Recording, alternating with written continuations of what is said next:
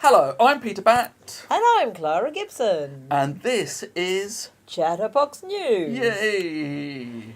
And although it's been a while... It has been a while. And normally we've focused on local and slightly national issues. Yes. And today we're focusing on something that is actually a national issue. Well, it's an international It's an international issue, but the thing is that it's having a direct impact on our opportunity to be able to have a fair election. I would say a fair general election when the time comes. Yes, I think it also impinges on this nation's right to free speech. Oh, indeed. In that the outrage, I would say practised outrage of a certain group of people is actually being used to silence debate. Yes. And so that subject is anti-Semitism. Yes. And particularly this anti-Semitism row that surrounds the Labour Party at the moment. Indeed. Mm-hmm. And now, which is very questionable because as yet I haven't heard a single example of what that anti-Semitism actually is. Have you? Well, no, other than the Labour Party's insistence on separating criticism of Israel from anti-Jewish abuse or anti-Jewish sentiment. Well, you don't want to... I mean, it is wrong to, abuse anybody for any religion. Anti-Semitism is racism, and racism is wrong whoever it's against. Absolutely. The problem I have with this particular debate is that the racism against one group of people, the Jews, is being focused on and being heightened to a level of importance which is well above other racism against other people. Well, and particularly Israel's racism against the Palestinians. Yes, absolutely.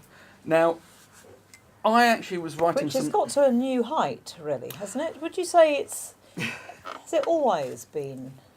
Well, no, it's been stepping up gradually. Yes, it has. And I think actually the thing that's happening in the UK at the moment is that the pro-Israel lobby are looking to absolutely stamp on all criticism of Israel. Jeremy Corbyn is getting a lot of this at the moment because he has stood up in his long political history of standing up against racism. He has stood up for Palestinian rights in a way that most political leaders and commentators in this country have failed to do. Why is that so? Is it because of the sponsorship of the Friends of Israel, or what is it that actually means that other groups won't stand up to support the Palestinians? Well, there's partly a thing about coverage. The news agenda in this country is hopelessly skewed towards the official Israeli government view. And one of the reasons this is happening is that at the moment is because Jeremy Corbyn has a serious chance at becoming Prime Minister. Oh yes, they don't want that, and the thing that the pro-Israel lobby don't want is someone standing up and actually, turning the tables on the state of Israel and their murderous, barbaric occupation and theft of Palestinian land. Yeah, absolutely horrifying what's been happening to them. Now, and what's been happening to the Palestinians. Yes. I mean, for instance, you only have to look at a series of maps of the land that Israel controls to see that it's not the state of Israel that's fighting for its survival, it's the Palestinians. Oh, absolutely. The land's diminished. But also hugely. What Israel does to the Palestinians in the West Bank and Gaza. Yes. Gaza's been under complete blockade now for more than a decade. Wow. And has been bombed to smithereens on numerous occasions. The West Bank has been increasingly colonised by Jewish settlers. These are particularly right-wing, aggressive groups. Kick people out of their homes. Who burn their olive groves. Or just take the land. the Palestinian people in their cities like Nablus or Bethlehem or Jericho are increasingly under curfew. They're under siege. They can be shot without... for being out after curfew? Well, no. Or just anyway? Israel is the only state on earth that I'm aware of that has 3 distinct legal systems. Right. That apportions protections, rights and responsibilities according to race and religion. Right. So if you are a Jewish Israeli in the main part of Israel, right, you effectively live in a Western democracy. You have all of the legal protections and rights that, well, most of them we would expect here. If you're an Arab Israeli in the main part of Israel, you don't have as many land rights, and you probably don't have the same legal protections to, for instance, free speech and to protest. Right. If you're a Palestinian in the occupied territories of the West Bank and Gaza, got nothing. you have no rights. You live under martial law. Yes. Because you can't have a passport. You can't leave the country. You can't get in and out. You can't have visitors. Yeah. They live under curfew. Yes. Transport between towns from area to area is often limited to 1 hour a day. Wow. And you see, Jewish settlers will have the freedom to use these roads whenever all the they time. want. Yes. But Palestinians will have to stay behind, a checkpoint until they're allowed to go. Wow. I mean, the whole system is not only completely immoral, but it seems to be designed to drive the Palestinians crazy with rage. It's worse than apartheid, isn't it, actually? You know, sure, there was segregation, but under apartheid, did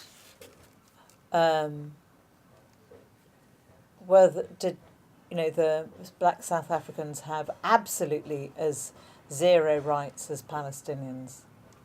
Probably. Mandela, well before his death, said that peace activists can never rest until the Palestinians are free. And again, I think he's completely right. Yes. So, I mean, coming back to this, I mean, I wanted to do some notes so we could structure this debate. Yeah. But I came across this, actually it wasn't today, it was the 18th of July, but in doing my research...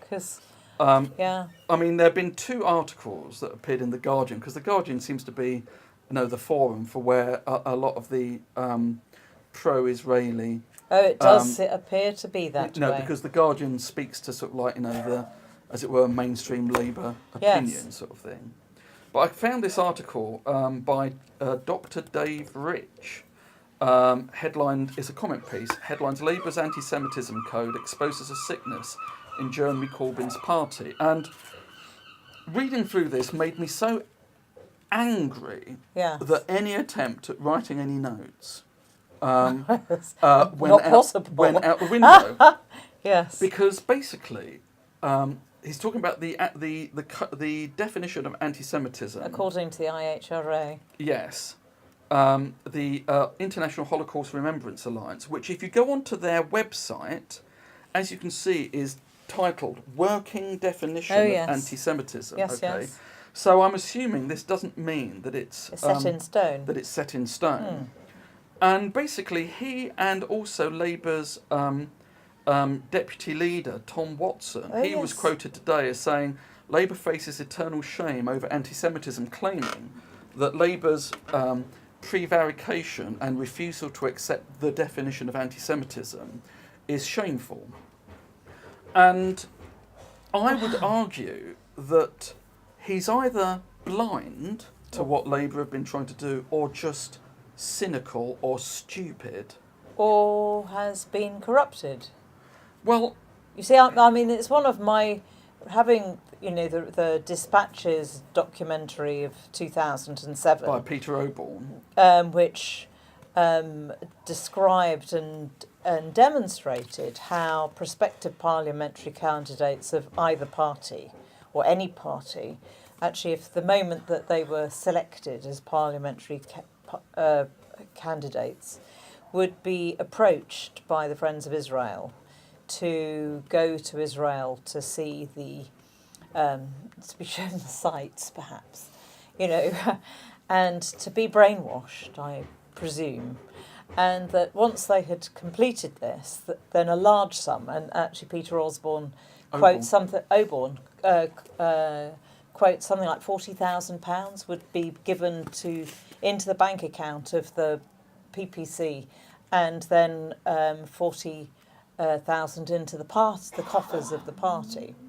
And so you sort of wonder, when you have these people who are suddenly speaking out in this way, whether they have been similarly schooled. It's funny because William Hague, former leader of the Tory party, he lost funding from the Conservative Friends of Israel because he did actually speak out against what they were Israel. doing in Palestine. Indeed. Yes. Well, good for him. I didn't know that William Hague had done that. And sort of goes up in my book a bit. yes, and I think that shows how the Israel lobby try to control debate and frame the debate in this country. Yes. And but they do it elsewhere. They do it in the States. Absolutely. They do it in South Africa. And so all of this stuff about Russian interference in our elections pales into insignificance compared with the Israel lobby. Yes. But the reason this piece pissed me off so enormously was, basically, so you've got the IHRA definition of anti-Semitism, and then you've got a series of case studies which are designed to illustrate how the definition should be employed. Yes. And the Labour Party basically modified or wouldn't accept in their original state, which is a working definition, 4 of them, because one, they don't believe it's anti-Semitic. It's not necessarily anti-Semitic to criticise Israel. No, exactly. I would agree. And in basically taking them hook, line, and sinker, you're effectively they're legally unworkable because of their limitation on free speech, which is something that we hold allegedly dear in this country. Yes, supposedly. But this guy, Dave Rich. It boils down. There's one sentence in this where he basically gives the game away, and he says the IHRA definition also recognises that nowadays anti-Semitism often appears in discourse relating to Israel, either by targeting Israel itself as a proxy for Jews, or by repeating old anti-Semitic slanders with Israel or Zionist swapped in for the word Jew. Ugh. Now, the reason I find this really, really offensive on a number of levels. One, Israel calls itself the Jewish state, but I know that there are many people within the Jewish community who disown and frankly despise everything that Israel stands for. I have marched with Jews absolutely. in demonstrations against Israel's bombing of Gaza. Yes. And there are demonstrations in Israel by Orthodox Jews and in America. Yes. Well, and they get treated abysmally, don't they? Water cannoned in Tel Aviv by the Israeli forces. Yes. But Orthodox Jews. But the other thing water-cannoned. About this, well, there are 2 other things. One, it implies that we are so unsophisticated and stupid that we are unable to discriminate between the actions of a state and an entire people. Yes. Okay. Oh, sure. And that anyone who tries not to disentangle the two are accused of racism as a means of obscuring the racism by the state of Israel. Yes. And I think this is morally and intellectually dishonest. Absolutely. It's but you almost do have to be sick-making, vomit-making hypocrisy. And the fact that, these, people like, what's his face, Dave Rich, are given this platform to spout crap. The Guardian. And there is no way of answering him. I've done various bits of research to try to contact him. Oh, right. Because he's actually involved in all sorts of different groups. There's no way of contacting him. Or at least I would probably need several hours more to find an email address. But can you not make a comment online? You can't make a comment on here, no. Oh, right. And it's just... And I think one of the reasons for that is that the Guardian knows that they're treading on dodgy that they ground. would spark a load of abuse. It's just... I suppose that one can write into the Guardian, but whether your letter would be printed is another issue. Yes. But it's worth a try. It is Actually, worth I a mean, try. I would say that it really is seriously worth a try. I haven't looked, I mean, because I do read The Guardian online, I haven't had time today, but actually the letters, it's not something that's easily available, on to the online version of the paper, but actually it would be something that's really important to see whether there is free speech. Yes. Because I think it would question very much what The Guardian stands for in totality. But if you follow the line of this guy, yes. and also, for instance, the Jewish Board of Deputies, then actually exercising your free speech to criticise Israel means that you're then open to the claim that you are anti-Semitic. So you can criticise Israel for being racist, and then you face being called a racist yourself. But just called, yes, oh, absolutely. And you see the Jewish Board of Deputies have and these rabbis have taken the moral high ground, or tried to. But there are Jewish groups that, as you say, because you've marched with them. Yes, there are. And they're not innumerous, are they? But they don't get the coverage. No, of course they don't. Why not? These people do. And the thing is, they take the moral high ground. And yet, for instance, the Jewish Board of Deputies, you remember when all of those Palestinian demonstrators were shot dead? Oh, yes.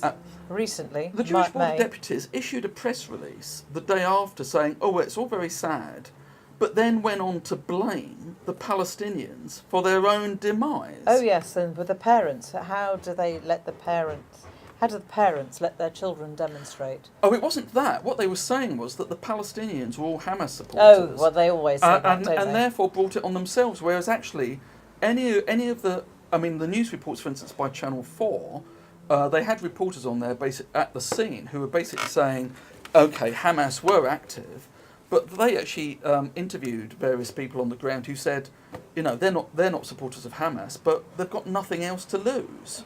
Well, and actually I've read articles of people saying that their life is so awful, they would almost rather lose their lives than, by demonstrating than to do nothing. Yes. And that's just so awful. And there's the article that you circulated today of the 85% of Palestinians killed by Israeli forces were killed in extrajudicial actions, i.e. they were shot dead at the on the moment. They could have been protesting, or there could have been some sort of contretemps or whatever. There was no judicial process at all. Yes. And you can guarantee that the officers who did the shootings would not face any comeback. And to my mind, this clearly illustrates that, and the fact that they will take Palestinian land at will. Yes. Shows the respective value of the lives of the different people. Yes. Palestinians don't matter in this. But remember, actually, when we were discussing this the other day, and you were, because, sure, I have my own views, and my views are very similar to yours, but you are much better informed than I about the whole history, I would say. Okay. Anyway, so you were telling me about how Israel had destroyed cultural heritage sites. Yes, of the Palestinians. In places like Nablus, for instance. And not only would this be done in sort of like controlled sort of demolition processes, but also they would, through acts of vandalism, IDF soldiers would destroy buildings of cultural significance. And basically, the issue here is that Israel, they want to remove they want to remove ultimately any historic claim that the Palestinians might have to the land. Well, can I just ask, sorry, because I didn't know this, and when you told me, it made me wonder what was the difference between that and what ISIS do. It's very similar. And yet the world goes up in arms because they've destroyed various cultural centres. Exactly. But actually this doesn't even get a mention. No. And the thing is, also, Israel just recently passed a law to declare itself officially a Jewish state. Oh yes, destroying the cultural evidence of other people's occupation of that land that predate them as well. predate them is simply Predate them by thousands of years. well, no.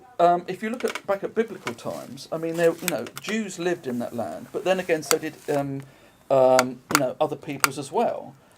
And it's interesting because you call them Semitic peoples. They weren't all Jewish, whereas you now use the term anti-Semitic. Just to refer and to it's Jews. only used to refer to the Jews, whereas But the Palestinians are Semitic. and some of Jordania, who are now Jordanians and Egyptians, are parts of the people that spoke one of the Semitic languages. Right. Whereas the whole narrative is all about anti-Jewish racism. Yes. And so my view is once you raise the importance of racism against one people vis-a-vis everyone else, you're then getting into really very difficult territory, and that is exactly what Israel is about. Yes. And it just makes me sick. And actually, well, absolutely, and so infuriating. I mean, just recently I was having, sort of raging myself about, as I frequently do, about what happens to the Palestinians and how they're treated. And so then I was told, but it's, if it wasn't for Hamas, Israel would treat them better. It's only because Israel, and so it ends up being tit for tat.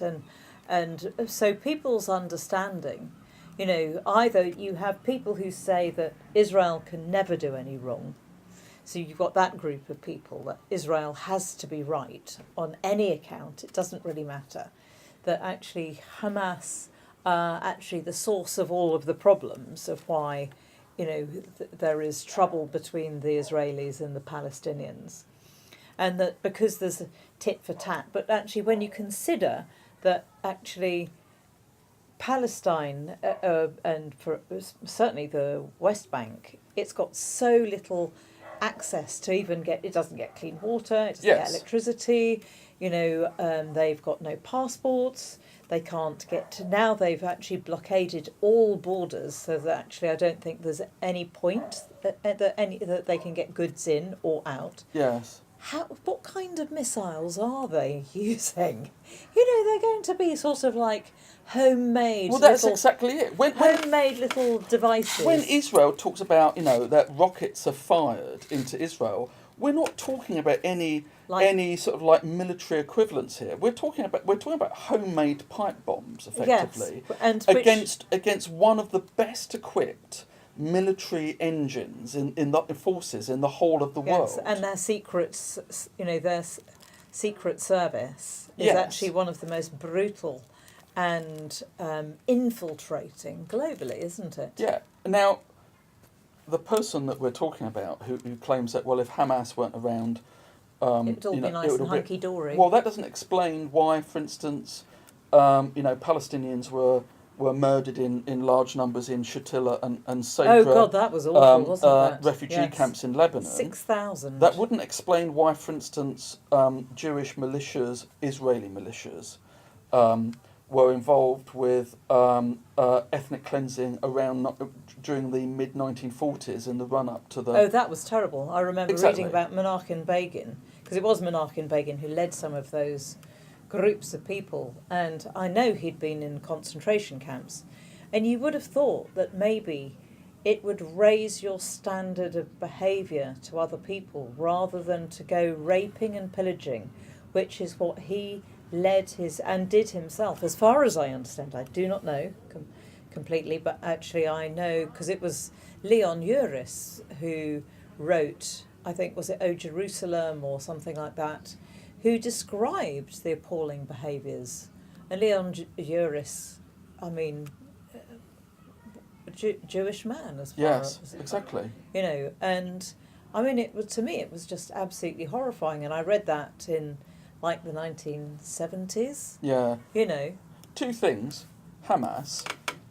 There is evidence to suggest that the Israeli intelligence service fostered the creation of Hamas to try to undermine Fatah, the PLO. Oh, right. Because on the basis that if you divide your opposition, then the opposition is weakened. Uh-huh. But to come back, and perhaps this might be a point to finish on, The Holocaust.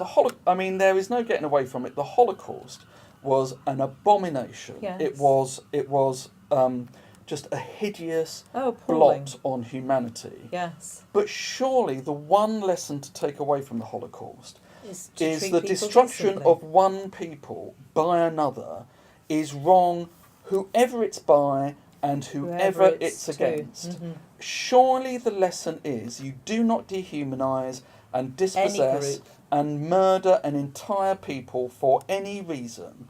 Surely that is the lesson that the Holocaust taught us. Yes, absolutely. Yes. Anyway, I think on that note, yes. we'll say bye for now. Bye for now, indeed.